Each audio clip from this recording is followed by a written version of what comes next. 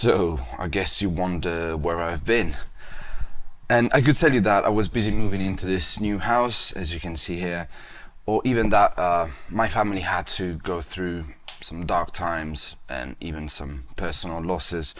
But that's not the reason why I had to stop making videos for a while. The real reason why I stopped making videos for a while is because I was completely burnt out.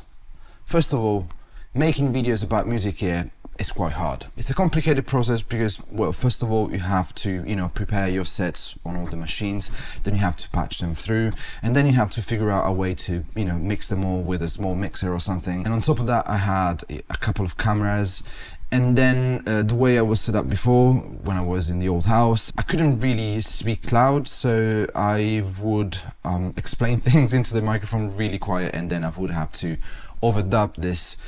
And most of the times I kind of forgot where I was with the process of making, the beat for the tutorial or whatever. And so it would take me like an entire week of editing, multiple camera angles, plus the audio, plus whatever, all the graphics. Of course, as you remember, I used to have a green screen behind the gear, and so even the graphics, took me just a long time to make. So when thinking about making a video in a week, I would have to, come up with the idea, do some research and prep on my machines, then, shoot it in a couple of days, and then it would be like 4 days of desperate editing at the most disparate hours of the day, early in the morning, late in the evening, just to get the video sorted and in time for the release date.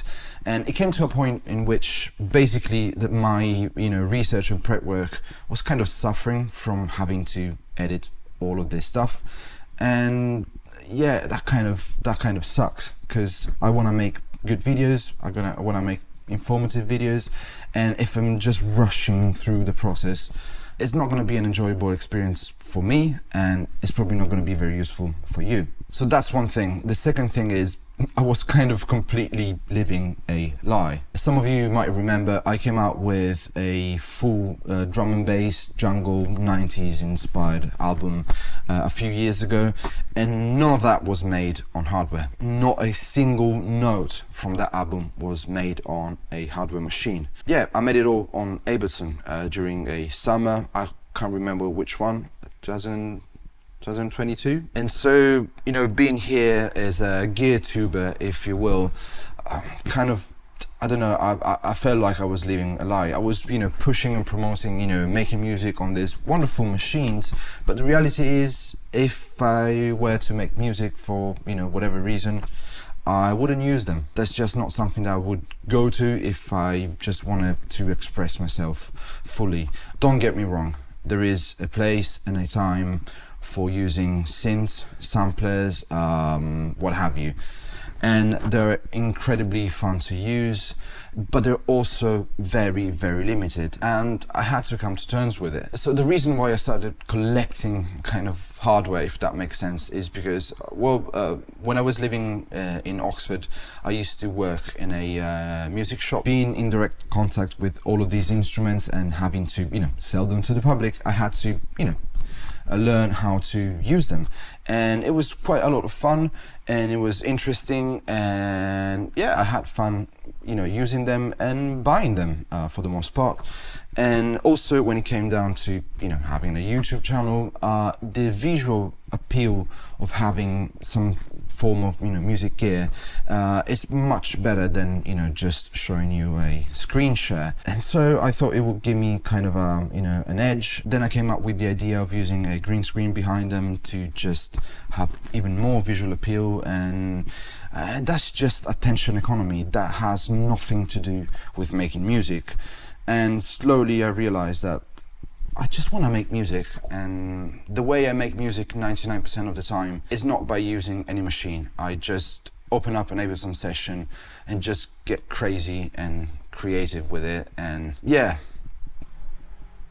I'm sorry, that's just the truth. And I had to come to terms with it. So the third and final point is that I wanted to break the cycle of consumerism. Okay, hear me out here. I'm not gonna go on a long tangent about, society and the economy and consumerism and capitalism.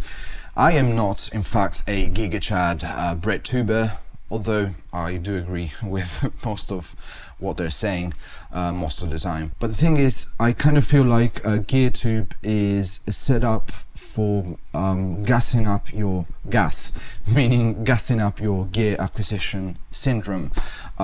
When I was making videos about a particular piece of hardware, I would, save up money to buy that particular piece of hardware. On the few occasions that somebody would send me something, that would be, all great and good. But most of the time I had to, save up in order to buy a piece of gear, and then I would have to learn how to use it, and then I would have to come up with some ideas for videos, and the whole cycle of, recording and then editing would start. And then right at the end, the day before, I would, put out my video about my whatever live and lo-fi sampler. The Teenage Engineering KO2 would come out, and I would feel depressed, completely depressed, because I would know that that particular video that I spent money and resources on for like a month would just make, a few hundred views, because everybody would be concerned about the Teenage Engineering KO2 at that moment in time. And so that video of the live and lo-fi would just perform poorly. And so that's just not a game I want to be part of, honestly. I don't want to be part of that game, because even if I came to a point in which all of these companies would, just send me gear for free to review, it just plays with my audience a bit too much, and it kind of induces you to just buy more shit every time. And you don't need to buy more shit, especially if those machines that you are buying are not better than making music on software. They're not. They're probably more fun, they're more interesting, they're cool, you can put them in your collection. But if you want to make music, you don't need any of that.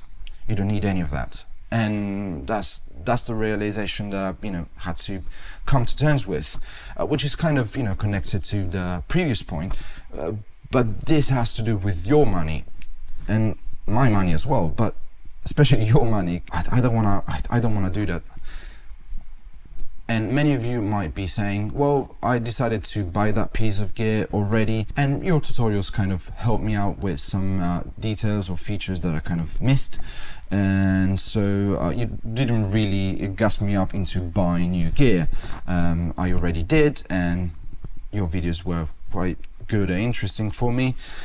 And that's true, but I don't know, I felt like I was in a never-ending cycle of, buying shit and telling you to buy stuff, and I don't know, it's not something I want to do. I want to inspire you to make like really cool shit and not just buying new stuff. And so that's where we're at the moment with this channel. I really don't feel inspired about making videos about music gear anymore, and I'm truly sorry about that, because I know most of you came to this channel exactly for that reason. And I know that you got used to not having video from me for over a year now, and I'm sure that you've been watching a lot of Loop Hop or Ricky Tinez or what have you. They're all great. And yeah, my hope is that you keep watching those people, because they're awesome. But with this particular channel, we're moving on with a completely different direction from now on. What I'm going to do with this channel is very much like what I already posted yesterday. I posted a video yesterday, which you can find whatever here somewhere. I'm going to try and make tutorials with either Ableton stock plugins or completely free plugins. Most of the times, I do understand that Ableton Live has a cost as well, but the cost of a license for Ableton Live, even a suite version, is basically comparable to anything Electron puts out, or even less. And once you've done that, you're set. You have a completely full suite of musical production. And again, I'm gonna try and keep it completely either stock or free plugins. And once in a while, I'm probably going to do something with, paid plugins. But Any of these plugins are not going to cost more than what you would spend on a whatever piece of hardware for music. And so I'm going to try and keep this as low cost as possible, but I assure you that all of the things that I'm going to explore in this new chapter of this channel are just going to be things that you couldn't possibly do on hardware, like really complex, cool stuff, you know, stacking effects, or, you know, creating cool sequences, or working with piano roll creatively. These are just, you know, some things that, you know, come across my mind. I'm gonna try and work in Max MSP as well and make some like really cool custom patches, cool custom presets and effects.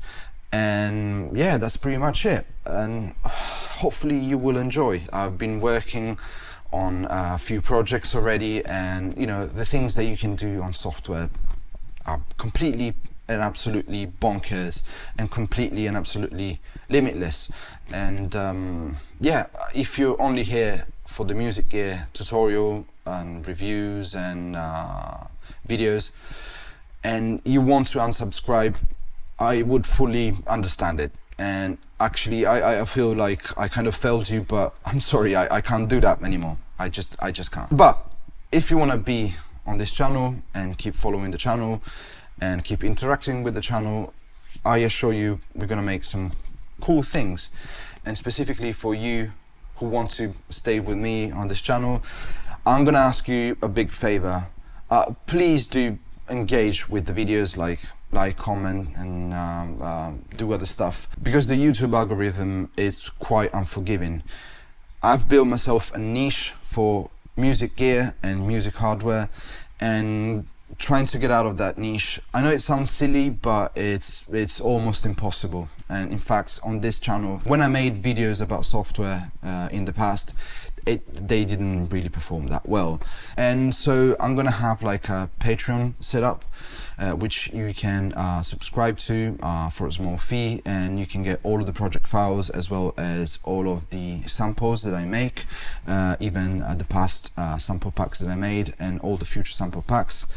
But you don't need to spend money. You only have to like and comment and interact with the video, and so YouTube will understand that you're interested in music software as well as, you know, music hardware, and that way it will keep peddling my videos on the platform, and I'll be happy. And yeah, I'm happy to be back, and I just leave it at that. I love you guys. See you later.